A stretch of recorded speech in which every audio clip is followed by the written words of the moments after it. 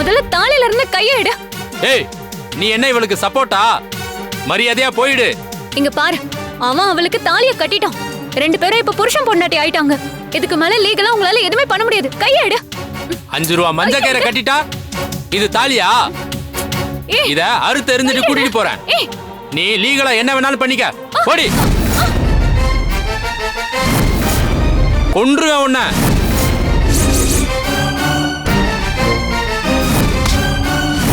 யார் மேல கை வைக்கிற பொண்ணு?